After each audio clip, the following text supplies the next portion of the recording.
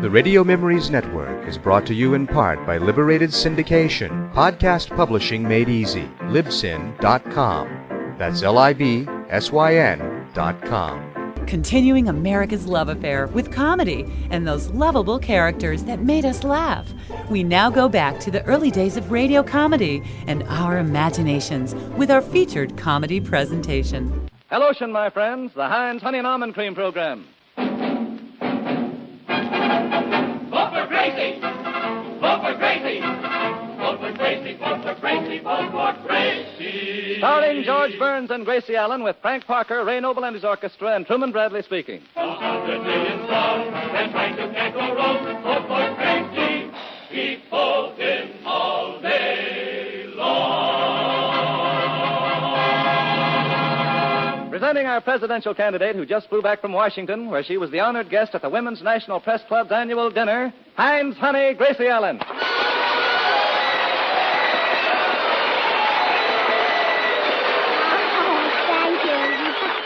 Thank you very much. And now presenting her partner, who just got back from the opening of a meat market, George Burns. Thank you, my friend, and you are my friend. Oh, he is not. It's your brother Willie. I noticed that suit looked familiar. Say, Gracie, we're all dying to know what happened in Washington. Well, it's a long story, so I'll tell it. Good. Now, I met Mrs. Dewey, Mrs. Vandenberg, Mrs. Burton Wheeler, Mrs. Bennett Champ Clark, and I met, what's her name now? Oh, I know it so well. Does she live in Washington? Yeah, in a big White House. Mrs. Roosevelt? Yeah. I thought so, yeah. Oh, George, you should have been at that dinner. What would I be doing there? Well, all the wives of the other candidates were there. Well, I didn't have what to wear. You mean you had to stay home and watch the children? Quiet. Gracie, you spoke at this banquet in Washington. What happened? Yeah, tell us the details, Gracie. Well, I got on the plane at Burbank. Yes. Oh, and what a plane. The cutest pilot you ever saw in your life. Gracie, the banquet. Oh, I'm coming to that. Oh. He had blue eyes and brown shoes. Nice combination. Yeah, weren't we? Yes. Say, Gracie, it was pretty cloudy that day. How was the visibility? Oh, pretty fair. I was sitting on his lap, but he could see over my shoulder. Gracie, the banquet. I'm coming to that. Say, George, if Gracie is elected, what are you going to do? You think you're kidding, huh? I'm beginning to worry, too. Well, don't worry. You can always write a column, and I can correct the spelling. Well, thanks, kid. Oh, and George, what a thrill I got. There we were flying 10,000 feet over the Grand Canyon, and the pilot let go of the controls and put both arms around me. Did he start falling? Oh, you said it, and I fell for him, too. Gracie, did you ever get to Washington? Well, where do you think I made that speech? Speech? Yes, What speech? at the banquet. Well, what did you say? Oh, coming to that. Oh, come to it. And we flew over Texas. Freddie the pilot, you know, he's the pilot. Yes, so I know. Well, he had a little trouble. He stuck his left hand out to make a left-hand turn and got it caught in the propeller. Did he ever stick his right hand out? Yeah, and Mr. Garner shook it for 20 minutes. Well, that's fine. I said, George, why is it that I always get dizzy when I'm up in a plane? Well, Ray, it's the altitude that affects you. Well, then why is it I'm dizzy when I'm not in a plane? Maybe you were born that way. Maybe you're right, old man. I know I was born. Well, that's something. Of course, I remember the stork made 7 trips with me. 7 trips? Yes, my parents kept rejecting me. Well, they shouldn't have given up so easily, and cheerio. Oh, cheerio. Cheerio. Oh, George, isn't that Ray silly? You talk about one thing and he talks about something else. But you're all right, huh? Yes. How about the speech? Well, I didn't make that until I got to Washington. Well, please get to Washington. Coming to that. So the plane was going about 150 miles an hour, and we were flying upside down. And I said to Freddie... Wait a minute. You were flying upside down? Well, it was raining, and I didn't want to get my hat wet. Well, that's fine. A $10 hat and a $90,000 plane. So I said to Freddie, that's the pilot. I know that's the so pilot. I said to him, I said, stop at the World's Fair for a second, and we landed in front of the Hall of Mirrors. You stopped in front of the Hall of Mirrors? Yes, my nose was shining. Oh, nuts. So then we took off again and finally landed in Washington. And you said goodbye to Freddie? Yeah, but by that time we were engaged. Well, did he give you a ring? No, he couldn't afford a ring, so he gave me the plane. Well, wear it in good health. Oh, thank you. You're welcome. And when I got off the plane, there were a lot of photographers there. What happened? Well, I took their pictures. What about the newspapermen? I interviewed them, too. Did they ask you anything? Did they? They kept firing questions a mile a minute. What do they want to know? Whether Myrna Law has really got red hair. And did you tell them that Hetty Lamar has a 20-foot fence around the house? Yeah, and they couldn't get over it. lots of things I can't get over, too. Say, George, when Gracie goes to Washington and you're off the radio, don't worry. Who's worrying? Well, stop biting your nails and I'll tell you. They're not my nails. No. No. And they're not even his teeth. Oh, no, quiet. I had to open my mouth. I say, George, when Grace is elected, you'll be the first gentleman of the land. Well, you don't know what that means to me. And, George, as Postmaster General, I'll be glad to give you a job. Thanks. Why, you're practically one of the family. I'll make you a letter carrier. A letter carrier? Yes, brother, when she's president, you'll be left holding the bag. Oh, yeah, I can always get a job. I could I could try and... Hey, Frank, what does a letter carrier pay? Oh, $1,800 a year and all the stamps you can eat. Oh, goody, a thing like that, Frank, will stick to a man's ribs. Say, Gracie, you went to Washington and met Mrs. Roosevelt and other important people. We're all dying to hear about it. Well, I'm coming to that. So after we left the airport, I got into an official car and rode down Pennsylvania Avenue. And I was greeted by a man in a beautiful white uniform. So? So I bought a good humor from him, and You I bought kept a good bowing and humor? smiling. Oh, yes, and I kept bowing and smiling to all the people, and the Republicans kept throwing confetti out of the window. Well, that's nice. And the Democrats kept throwing it back. Well. They wanted to keep the streets clean. Yes. George, a street cleaner job pays $1,300 a year. Will you know. go away? Yes, Will you go? You know, Gracie, I wish I were with you in Washington last week. Oh, so do I. Must have been thrilling. I'd have given anything to be there. Really? Oh, rather. I love good humor. Gracie, did you ever arrive in Washington? Oh, I certainly did. I finally got to the Willard Hotel where the banquet was being held. And who do you think I met at the door? Who? The Secretary of the Interior. The Secretary of the Interior? Yes, and we had a couple of X-ray pictures taken together. Well, I hope you remembered to smile. Well, I'm glad to hear that. And here's Truman Bradley, who will show you how to beat a certain skin game. Take it, True. Wash day is certainly hard on your hands. Harsh cleansers and hard water and raw wind when you're hanging things on the line certainly do make your skin look red and chapped. So for real comfort, keep a bottle of Heinz Honey and Almond Cream near the laundry tubs. Oh, Truman, you don't have to sell me on Heinz Honey and Almond Cream. Remember, I'm Heinz Honey. Thank you, Gracie. Oh, I use it all the time on my strawberries. Come on, Gracie. Smooth Heinz all over your hands, arms, and wrists before you start and the minute you finish washing. Right away, good creamy Heinz soothes your tender skin. Heinz is really the quick comfort lotion. Extra creamy, extra softening, and it contains 2 vitamins, A and D. Every creamy drop of Heinz helps ease away that rough, sandpapery look, coaxes back a smoother, more comfortable feeling to your hands. You can get Heinz Honey and Almond Cream at any toilet goods counter. The big dollar size is economical for family use, while the 10, 25, or 50-cent size is handy for your laundry shelf. Remember Heinz, Hinds, and use it faithfully for softer, prettier hands. Now, Frank Parker. Thanks, True. Tonight I'm singing a song written by Harry Warren, a young chap who's made it a habit to write hits. Beautiful ballad entitled Summer Night. Summer night, starry skies, you can see my sweetheart with 1,000 eyes. Why have I only two to behold 1,000 charms I idolize? Summer night, you arrive. Who come in her window when the day is through? She tells you all her thoughts in the fading candlelight. Summer night, oh, how I envy you.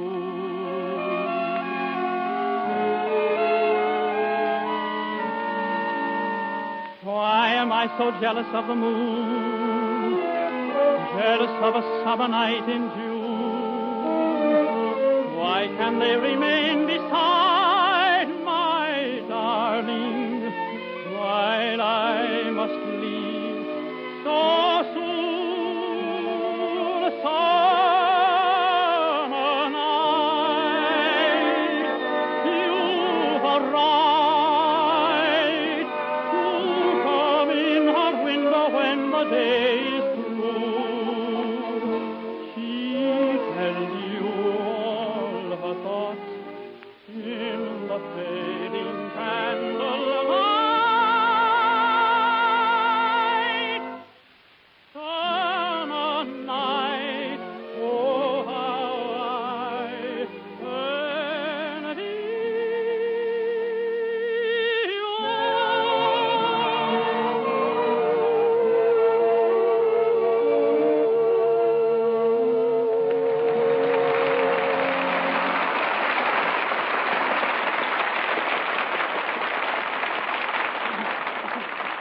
Oh, Frank, that was grand. You're just saying that because you think I'm wonderful. Well, Frank, you are wonderful. Let's go steady. Oh, go away. Go. Isn't Frank Parker cute? Yes, it's a little dreamboat. You know, he'll be the first Postmaster General with mail pouches under his eyes. Well, never mind this talk. When you got to Washington, did you make a speech, and what did you say? Yes, Gracie, get to the point, will you? Oh, the speech. Yes. Well, I was sitting on the dais in this big banquet hall, and when Mrs. Rosal got through speaking... Gracie, did you meet a lot of people? Oh, everybody. And when she got... Did you shake hands with them? Well, certainly. And when she Could got... you tell which ones used Heinz honey and almond cream? Oh, sure. All of them had lovely hands. Truman, I finally got Gracie where she's telling about her speech, and you're interrupting her. Well, what are you getting excited about, George? How long can it take? I'm not talking about the dollar size. I'm only talking about the 10-cent bottle. Oh, well, that's different. Gracie, what happened after Mrs. Eleanor Roosevelt's speech? Well, they kept applauding and applauding and applauding, and there was nothing I could do but get up and talk. What? They were applauding for her, so you got up and spoke? Oh, sure. It was one of the biggest moments of my life. Well, if I hadn't been there myself, I wouldn't have believed it. Imagine me in Washington when the most important women in the country were gathered. There they were, hanging on to every word I said, and me trying to hang on to my salad. Oh, what a night. I'll never forget it. Why, it was wonderful. Just picture it. This is exactly what took place. Wasn't Eleanor Roosevelt charming when she made her speech? She was simply wonderful and so down to earth. Look, Gracie Allen's getting up to make a speech. Madam Chairman, members of the Women's National Press Club, Mrs. Roosevelt, and other honored guests. I hope you'll pardon me for reading my speech, but you see, I have to. Otherwise, how will I know when I'm through? Anyway, well, I'll just call you girls because I hardly know you well enough to call you ladies.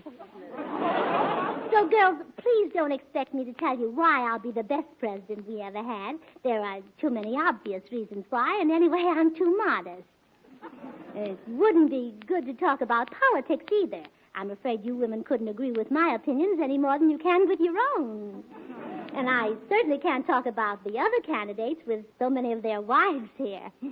And there's no sense about talking about clothes because none of us can buy any till the campaign expenses are paid for. And as far as I'm concerned, I can't even charge them till I find out whether I'm going to be elected or working for a living. So I guess I'll just have to wind up talking about men and why they should be repealed. Now, don't think I'm panning the men, but it's time we had a woman president. Millions of people tell me that. Well, maybe not millions, but thousands, or anyway, hundreds. At least my sister Bessie told me that. So what's my opinion against millions of people? So, of course, I won't be the first woman president. I'll be the first woman who's president officially. That's all. Now, we've been having unofficial women presidents ever since Martha Washington let George take all the credit. And in those days, there wasn't any Seattle to fly to, so she just ran a candy shop on the side. But where was I? Oh, yes. It's time we girls get together and go places. And why shouldn't we do our backseat driving from the front seat? Why are men the only ones who can get suits with 2 pairs of slacks? Because it's a man's world, that's why. She's absolutely right. Why, just the other day in Hollywood, a Scotchman he was in kilts and he got on a streetcar and an old lady in riding pants got up and gave him her seat. That's what this man's world is doing to us. But on the other hand, women will admit men aren't a total loss. Why shouldn't we? We're just as broad-minded as men, no matter how stubborn and narrow they are. Why, I'll be the first to give a man credit when he's done something really big, no matter how small it is. Even a man who gets to be president is surprised. His mother knows he'll be president before he's born, but he's never sure of it till he hears from Mr. Farley. And to show you this is a man's world, just before dinner, Mrs. Burton Wheeler was telling me about her husband. On top of all his campaign worries, his chickens are a big problem. She says Mr. Wheeler's rooster has been lying awake nights trying to figure a way to produce better eggs and more of them. Then in the daytime, the rooster is so tired, the hens have to wake him up to crow about the eggs that they have laid. But our day is coming, we hope. Women in all walks of life know what time it is, even if they're a little late in getting there. And you wives know what's going on, even if you can't prove it. And, oh, it would be wonderful if men and women could play 50-50. But how can they? Half the time, the men think they're right. Now, why can't men and women be as friendly to each other as women are? Take two women. There you've got the most beautiful friendship in the world as soon as they find out they both hate the same girlfriend. And that friendship can't be broken till they find out they both like the same boyfriend. But I guess it's our own fault. We spoil men. Well, we shouldn't say men are just grown-up boys. It's bad for the men and very discouraging for the boys. On the other hand, how can you resist a man who does sweet, considerate little things for you? Like Mrs. Dewey told me about her husband. Only last month, while she was carrying his armchair over to the window, she dropped her handkerchief, and he picked it up for her. Now, you know, it's things like that that make men worth living. So, in conclusion, girls, I can't actually promise that electing me will make men any better, but don't forget this. The most annoying thing about men is that they're so hard to catch. So, girls, with me in the White House, you'll at least know where to look for them. Thank you.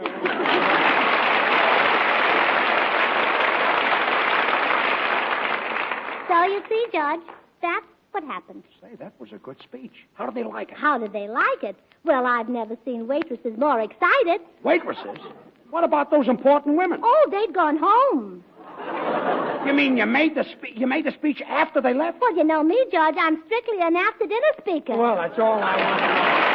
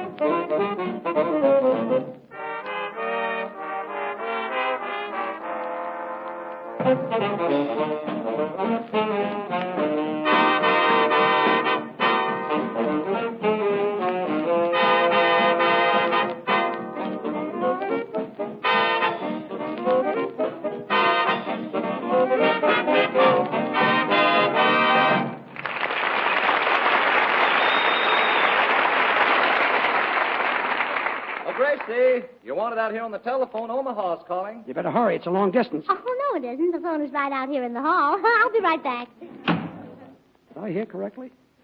Was that a call from Omaha? Well, it might have been, George, but we thought we were playing Woods Could I But Kiss Thy Hand, Oh Babe. And I thought it was Dipsy Doodle without the dips. Oh, by the way, George, I may not be at rehearsal next Tuesday. You see, I'm taking swimming lessons. Swimming lessons? Yes. Well, you see, old boy, it'd be quite embarrassing for the Secretary of the Navy to be drowning all the time. Well, don't worry about that, Ray. The fish will always throw you back. Yes, and Ray, while you're down there, don't forget to call up Blue Point, 9908. Who's that? Minnie the Mermaid. And if a man answers, it's Johnny Weissmuller. You know, when Gracie's president goes out fishing, I'm going to supply her with a submarine. What's that, to keep the sun out of her eyes? No, that's so she can see whether the bait is still on the hook. I wonder who could be calling Gracie in Omaha. Me too, George. I'd give the 25-cent bottle to know. Well, I say, George, can a person get vaccinated against seasickness? Yeah, but only on his father's side. Why, Ray, don't you know that seasickness is nothing to worry about? Well, you know what hiccups are. Yes, Frank. Well, it's the same thing with bumps. Look, let's drop the whole thing and not even talk about the Navy. You mean goodbye, Mr. Ships? Yeah, goodbye. Secretary of the Navy taking swimming. I'm back. Oh, Gracie, who phoned you from Omaha? Oh, I was talking to Dan, and I said to him... Dan? Yes, and I said to him... Who's Dan? Dan Butler, mayor of Omaha. And I said to The him... mayor of Omaha? Well, sure, every city has a mayor, you know. Oh, thanks. And they want me to hold my surprise party convention there in May. You mean to say the people from Omaha actually want you to hold a convention there? That's what Dan Butler said. Have the people going out of their minds? Yes, but they'll be back in time for my convention. And St. Clair Lewis says it can't happen here. Oh, it's going to be more fun.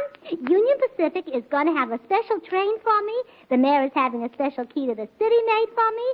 The businessmen are going to have torchlight parades for me. And the people will have street dances for me. Oh, there'll be about 300,000 visitors there to cheer for me. And my sister Bessie's going to be there. Bessie? Well, she's going to vote for me. Well, then you can't lose. Hello, Pres. Oh, hello, Bubbles. What's new since I've been gone? Oh, nothing much. But when I was crossing Vine Street the other day, I was hit by a truck. Hurt? Yes, but they'll be able to get it fixed. Well, that's a load off my mind. Come in. Pardon me, is Miss Allen in? I'm Miss Allen. Oh, Miss Allen, I met you in Washington last week. Oh, I remember you. Congressman Bloom. No, Oh, Senator Hatch? no. Oh, well, I give up. Who are you? The good humor man. You forgot your change. Oh, isn't he honest? And she's running for president. Say, Gracie, he's got pretty eyes. Say, if you think his eyes are pretty, you should taste his orange sherbet. Well, tell me about the banquet, Gracie. What were the candidates' wives wearing? Well, I couldn't tell. They all had big signs in front of their dresses. Signs? Yes, saying, vote for my husband. And, Gracie, what did you wear? Well, it was very formal, so I wore that evening gown with the champagne stains. With the champagne stain? Yes. What was it, Mum's, 1928? No, Bessie's, 1395. That's the beer barrel polka dot dress. Yes. Oh, it must have been a thrill meeting and talking to those famous women at the banquet. Oh, it was. I had the nicest conversation with a congressman's wife, and she was telling me about her children, and I kept asking her to pass the salt. Well, that was a smart piece of conversation. Yeah, well, I had to ask her 6 times. Even those congressmen's wives won't pass anything. Bubbles, I've got a little news for you. Gracie is holding her surprise party convention in Omaha. I love Omaha. I lost 3 pounds there. Is that so? Is it definitely settled, Gracie, that we're going to Omaha? Oh, sure, Ray. Oh, then I'd better go home and start shaving. Shaving? The convention isn't for 2 months. Is it going to take you that long to shave? Or maybe longer, George. There's no blade in my razor, you see. Oh. Well, you know that old saying, Ray. You can't get blade out of a turnip. Oh, how do you like that, Frank? Anchor. Anchor? It sinks. It does. Say, Gracie, on that trip to Omaha, do you mind taking my mother-in-law? Well, not at all, Truman. But thanks. My wife and I'd like to be alone for a while. We're not going to Omaha for 2 months, and everybody's getting ready. So is Laura. Who is Laura? My kangaroo. Oh, your kangaroo. The one you're using, the Party emblem. Yes, I thought that's so. right. Don't tell me a kangaroo is going to Omaha with you. Well, she's home right now packing her bag. She is,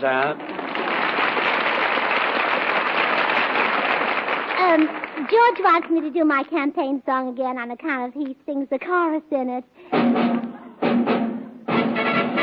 vote for Gracie. Vote for Gracie. She's the best little skipper in the land. Vote for Gracie. Vote for Gracie. Won't you please give this little girl a hand? That's me.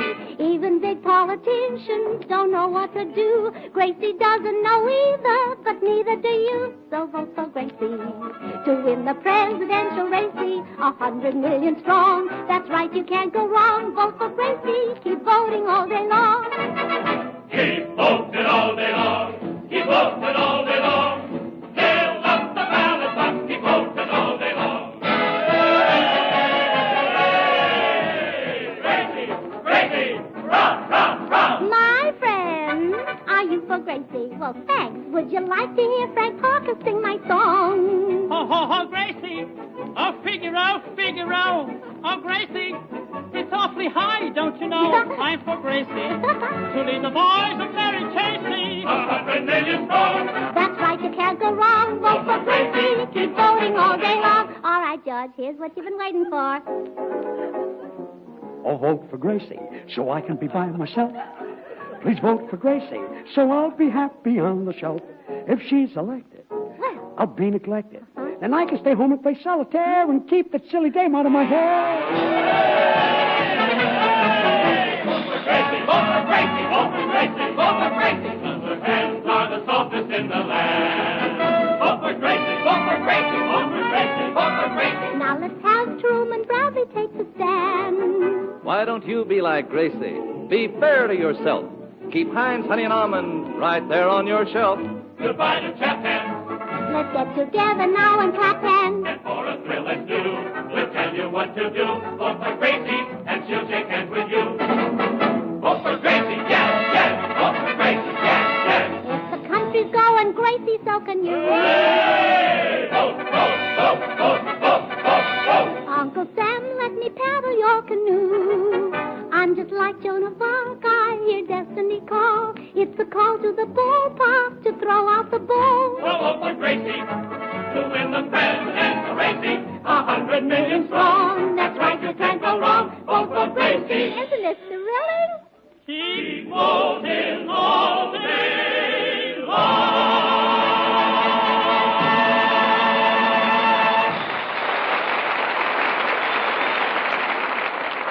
Would you like a copy of Gracie's campaign song, Vote for Gracie?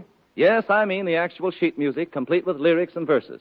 Well, here's how you can get a copy of this song. Just write your name and address on the back of a Heinz Honey and Almond Cream carton. The 25, 50-cent, or dollar-size carton, or 2 10-cent size cartons, and mail it to Gracie Allen, Hollywood, California. That's all. Then in a few days, you'll receive your copy of Gracie's campaign song, Vote for Gracie. Oh, I almost forgot. This sheet music has a swell picture of Gracie on the cover, too, which shows how sweet and lovable Gracie really is in person.